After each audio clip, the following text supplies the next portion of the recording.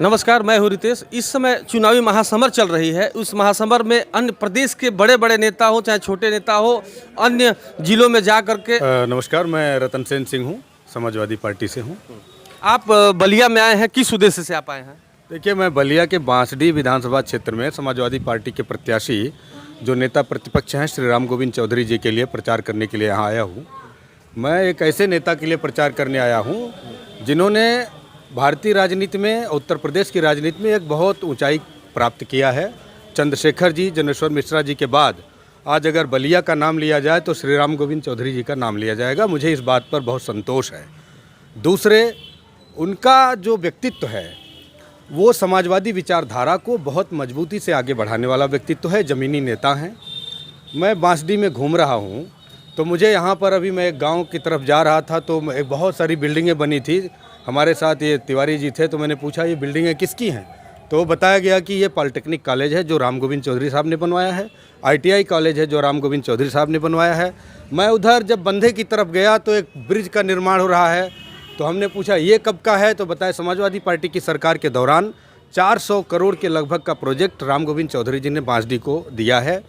सहतवार जो जहाँ मैं खड़ा हूँ, जहाँ आप मुझसे बात कर रहे हैं, ये सिकंदरपुर से जो बैरिया और लालगंज तक के सड़क जाती है राम गोविंद चौधरी जी ने बनवाया है।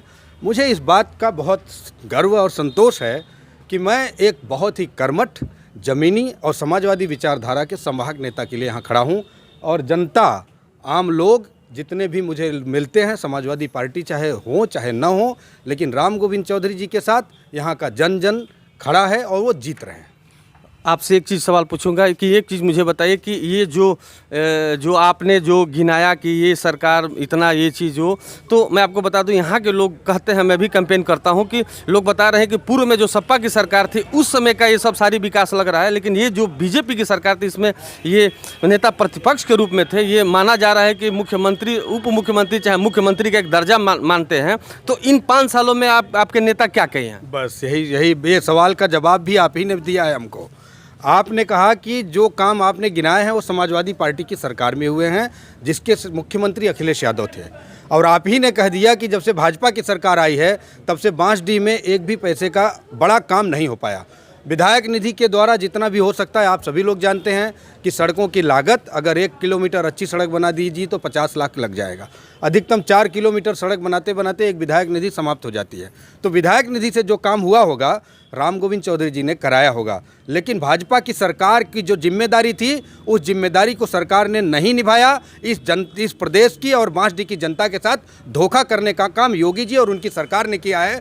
हमारे नेता राम गोविंद चौधरी जी ने विधायक की हैसियत से यहाँ के लोगों का सम्मान किया है, यहाँ का विकास करने का जो भी बन पड़ा है प्रयास किया है। आप इस क्षेत्र में घूमे हैं पूरे, इस समय जो 5 साल चुनाव होने वाला है, बीजेपी की सरकार थी, जब मुख्यमंत्री बने तो उस समय बोले थे कि भाई इस प्रदेश की जितने सड़कें हैं गड्ढा मुक्त हो जाएंगी। आप इस क्षेत्र में घूम रहे हैं, क्या गड्ढा मुक्त सड़कें हो चुकी हैं?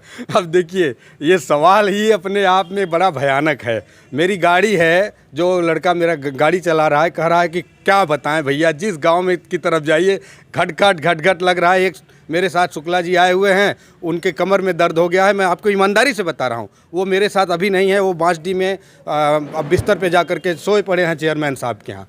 तो सड़कों की जो दुर्दशा है वो योगी जी और ये जो केशव प्रसाद जी हैं उनके कुकर्मों का परिणाम है। उसके लिए जनता से माफ़ी मांगे भाजपा वाले और इस प्रदेश को भारतीय जनता पार्टी से मुक्ति दें। समाजवादी पार्टी की सरकार जरूरी है और जरूरी।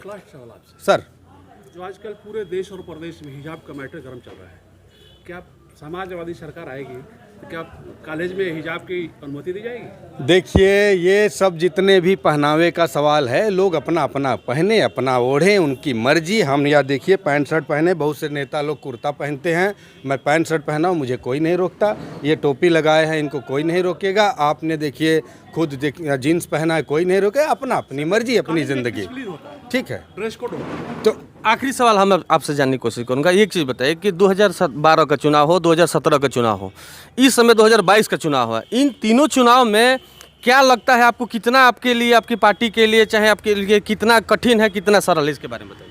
आएंगे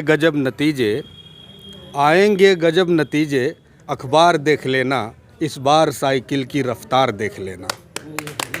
आया और उसके बाद इन्होंने आगे जो बोला है वो मैं नहीं कहूँगा, लेकिन इतना मैं बता रहा हूँ, फिर से बोल देंगे फिर से। आएंगे गजब नतीजे, अखबार देख लेना, इस बार साइकिल की रफ्तार देख लेना। इस बार साइकिल की रफ्तार देखना, इसी संदर्भ में मैं इनसे बात किया और इन्होंने अपनी 2 ही टुक में अपनी सारी बयान गाथा इनके अपने जनताओं के सामने रख दी। मैं हूँ रितेश, धन्यवाद।